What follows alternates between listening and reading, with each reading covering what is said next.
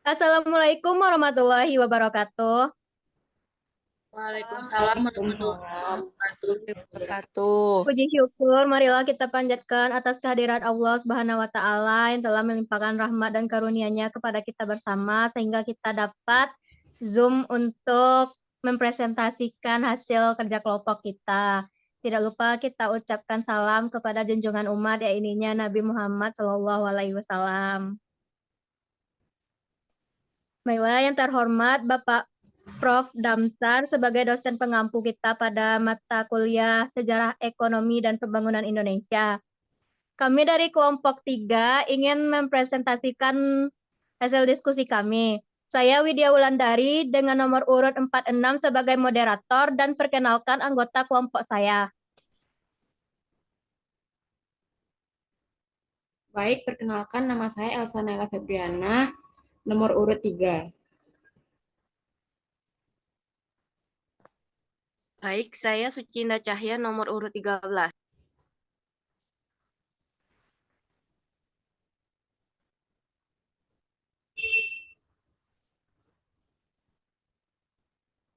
Baik, perkenalkan nama saya Aina Salsabila Marwa dengan nomor urut 59. Baik, perkenalkan saya Mutiara ini dengan nomor urut 18, NIM belakang 1035. Baik, Saya saya Ratna Syifri Dewi Dengan nomor urut 43.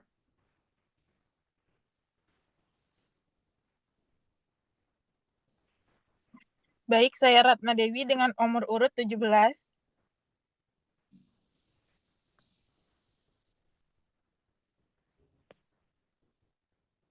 Baiklah, materi pertama Baik, yang saya akan Alfusuna dan dipresentasikan oleh Mutiara.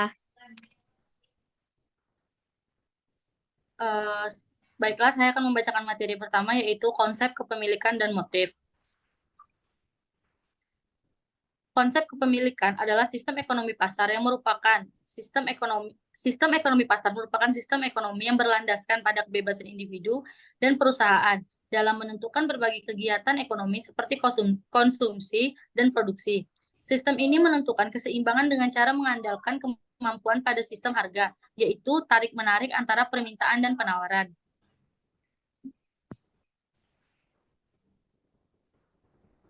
Kedua, motif. Motif yang pertama dari sistem ini itu motif mencari laba. Sistem ekonomi pasar didasarkan pada motif mencari laba, di mana setiap tindakan ekonomi dilakukan dengan tujuan untuk memperoleh keuntungan. Yang kedua yaitu motif kepentingan diri sendiri. Motif ini mencakup kepentingan diri sendiri, di mana individu dan perusahaan bertindak berdasarkan kepentingan pribadi mereka dalam mengambil keputusan ekonomi. Ketiga, motif persaingan bebas. Terdapat motif persaingan bebas dalam sistem ekonomi pasar ini, di mana individu dan perusahaan bersaing untuk mencapai keuntungan dan mempertahankan posisi pasar mereka. Empat, motif efisiensi dan efektivitas tinggi. Efisiensi dan efektivitas tinggi karena setiap tindakan ekonomi didasarkan atas motif mencari laba yang mendorong upaya untuk mencapai efisiensi dalam kegiatan ekonomi. Selanjutnya, kebebasan memilih dan kompetisi dan kelas. Kebebasan memilih. Dalam sistem ekonomi pasar, kemampuan individu untuk memutuskan apa yang akan mereka beli, jual, atau produksi tanpa campur tangan dari pemerintah atau otoritas lainnya. Ini mencakup kebebasan untuk memilih pekerjaan, konsumsi barang dan jasa, serta menentukan harga dan kualitas barang yang akan ditawarkan atau dibeli.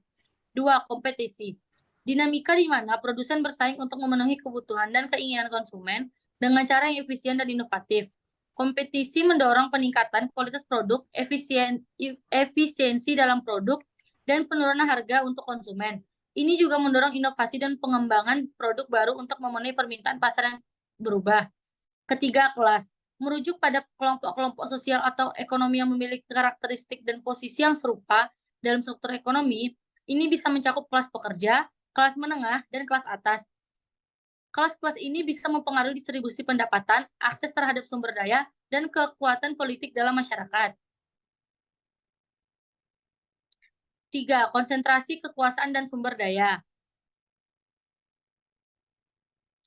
Konsentrasi kekuasaan dalam sistem ekonomi pasar mengacu pada situasi di mana sejumlah besar kekuatan ekonomi, politik, atau sosial terkonsentrasi di tangan segelintir individu atau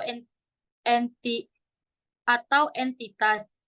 Ini bisa terjadi melalui akumulasi kekayaan, pengendalian pasar, atau dominasi politik. Konsentrasi kekuasaan yang tinggi dapat mengarah pada ketidaksetaraan yang lebih besar dalam distribusi kekayaan dan kesempatan dalam masyarakat. 2. Sumber daya. Dalam sistem ekonomi pasar merujuk pada faktor-faktor produksi yang digunakan untuk menghasilkan barang dan jasa. Ini mencakup sumber daya alam, tenaga kerja, modal, dan teknologi. Pemakaian sumber daya alam dalam sistem ekonomi pasar dipengaruhi oleh permintaan dan penawaran, serta oleh keputusan-keputusan individu dan perusahaan dalam menggunakan dan mengalokasikan sumber daya mereka. Baiklah, materi selanjutnya akan dibacakan oleh Ratna. Baik, selanjutnya materi ini Baik, selanjutnya ada materi distribusi pendapatan pemerintah dan insentif. Distribusi pendapatan. Dalam sistem ekonomi pasar, distribusi pendapatan merujuk pada bagaimana pendapatan antara individu atau kelompok di dalam suatu masyarakat dapat berbeda-beda berdasarkan berbagai faktor, seperti kekayaan, pekerjaan, usia, dan kemampuan lainnya. Ini adalah hasil dari dinamika pasar, di mana sumber daya dialokasikan secara efisien berdasarkan kebutuhan dan kemampuan individu untuk menghasilkan barang dan jasa. Selanjutnya, pemerintah. Pemerintah bukan hanya sekedar memantau pasar, tetapi pemerintah berperan aktif bersama pelaku-pelaku pasar yang lain. Pemerintah dapat bertindak sebagai perencana, pengawas, pengatur, produsen, sekaligus konsumen bagi konsumen pasar. Selanjutnya, insentif. Insentif dalam sistem ekonomi pasar adalah suatu mekanisme yang digunakan untuk memotivasi produsen dan konsumen untuk membuat keputusan yang menguntungkan bagi masing-masing pihak. Insentif dapat berupa uang, barang, atau jasa dan diterapkan dalam berbagai aktivitas yang berkenaan dengan pemanfaatan sumber daya untuk menyediakan kebutuhan. Insentif dalam sistem ekonomi pasar bertindak sebagai salah satu faktor yang mempengaruhi permintaan dan penawaran, yang kemudian mempengaruhi kemajuan harga dan perekonomian. Oleh karena itu, insentif dapat mempengaruhi kinerja perekonomian secara keseluruhan serta kesejahteraan masyarakat. Selanjutnya, siapa yang mengatur produksi? Yang mengatur produksi dalam sistem ekonomi pasar, produksi diatur oleh interaksi kompleks antara produsen, konsumen, dan kekuatan pasar. Produsen membuat keputusan produksi mereka berdasarkan mekanisme penawaran dan permintaan yang memandu harga suatu produk. Jika ada permintaan tinggi untuk suatu barang atau jasa, produsen akan cenderung meningkat produksi untuk memenuhi kebutuhan pasar dan memperoleh keuntungan yang lebih besar. Contohnya, dapat dilihat dalam industri teknologi, di mana produsen smartphone merespon pemerintah yang terus meningkat dengan mengembangkan dan memproduksi lebih banyak unit. Sebaliknya, jika permintaan menurun, produsen dapat mengurangi produksi atau mengubah strategi pemasaran mereka untuk tetap bersaing di pasar. Selanjutnya ada kebebasan pribadi, pengangguran, dan inflasi. Kebebasan pribadi. Kebebasan pribadi dalam sistem ekonomi pasar adalah salah satu ciri utama sistem ekonomi liberal. Sistem ekonomi liberal memiliki tujuan untuk memberikan dan mengembangkan kebebasan kepada setiap individu dalam bersaing secara sehat di pasar. Dalam sistem ekonomi liberal, semua orang yang ada di dalam sistem ekonomi berhak memutuskan segala hal yang berkaitan dengan ekonomi mereka sendiri. Selanjutnya, pengangguran dan inflasi. Pengangguran adalah kondisi di mana sebagian dari angkatan kerja tidak memiliki pekerjaan yang sesuai dengan keterampilan atau keinginan mereka. Hal ini bisa terjadi karena fluktuasi siklus ekonomi, perubahan dalam permintaan pasar, atau kesenjangan keterampilan antara pencari kerja dan pekerjaan yang tersedia. Selanjutnya, inflasi. Inflasi adalah peningkatan umum dan berkelanjutan dalam tingkat harga, barang, dan jasa dalam perekonomian. Dalam sistem ekonomi pasar, inflasi dapat disebabkan oleh berbagai faktor, termasuk permintaan yang kuat, biaya produksi yang meningkat, atau kebijakan moneter yang longgar. Selanjutnya ada eksploitasi pendapatan, harga, efisien, dan pajak. Eksploitasi dapat terjadi ketika satu pihak memanfaatkan kelemahan atau keterbatasan yang dimiliki oleh pihak lain untuk keuntungan pribadi, tanpa memberikan kompensasi yang adil atau menghargai kontribusi yang sebenarnya ini bisa terjadi dalam berbagai bentuk. Misalnya, pemberian upah rendah kepada pekerja tanpa memberikan kondisi kerja yang layak atau penjualan produk dengan harga yang tidak wajar tinggi kepada konsumen yang kurang informasi. Selanjutnya pendapatan. Pendapatan adalah uang atau nilai barang dan jasa yang diperoleh oleh individu atau rumah tangga sebagai imbalan atau faktor produksi yang mereka sumbangkan ke dalam perekonomian. Dalam sistem ekonomi pasar, pendapatan umumnya dipengaruhi oleh perekonomian. Dalam sistem ekonomi pasar, pendapatan umumnya dipengaruhi oleh faktor-faktor seperti permintaan dan penawaran di pasar tenaga kerja, tingkat pendapatan perusahaan, dan kebijakan pajak dan transfer pemerintah.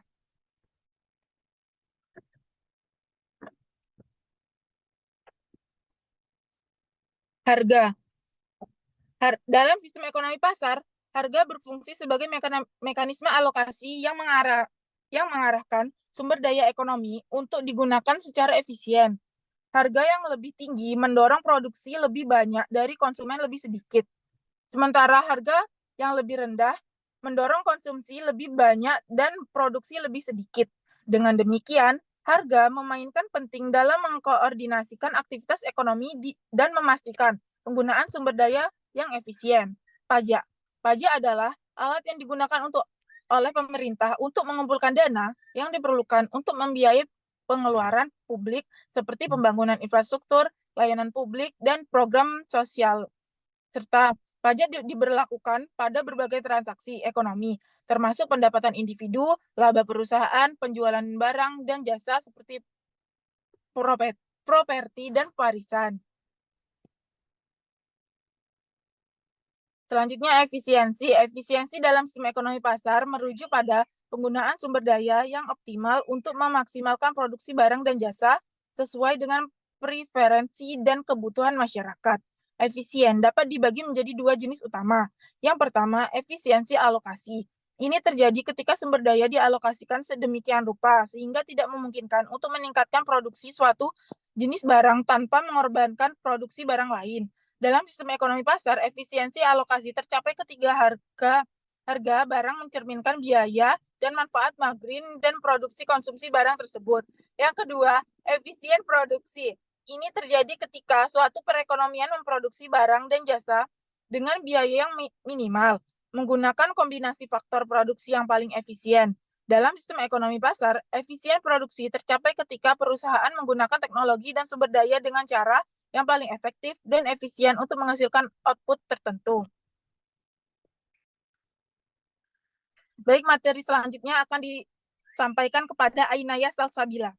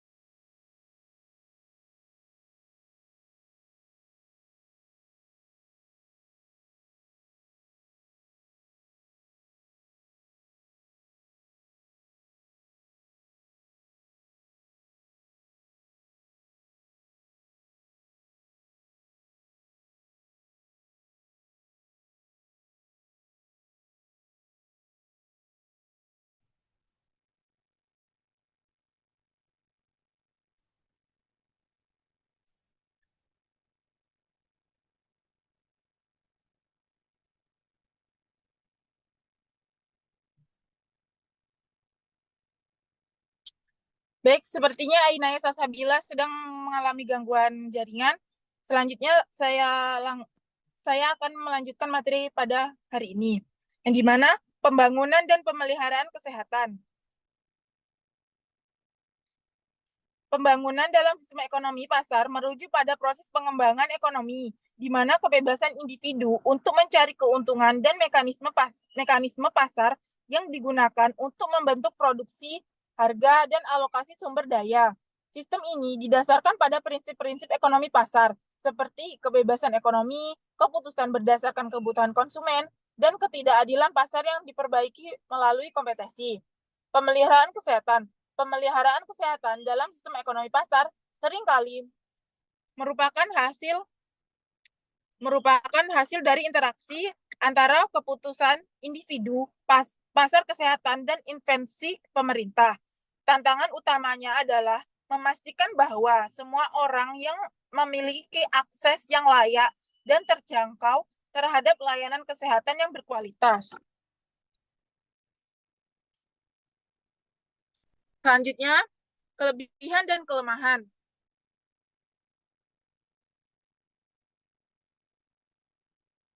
Di mana kelebihan ini yang pertama ada sumber pendanaan bagi perusahaan yang ingin mengembangkan usaha dan memperoleh keuntungan yang lebih besar. Yang kedua, indikator perkembangan ekonomi suatu negara yang dapat membantu dalam menghitung pendapatan nasional.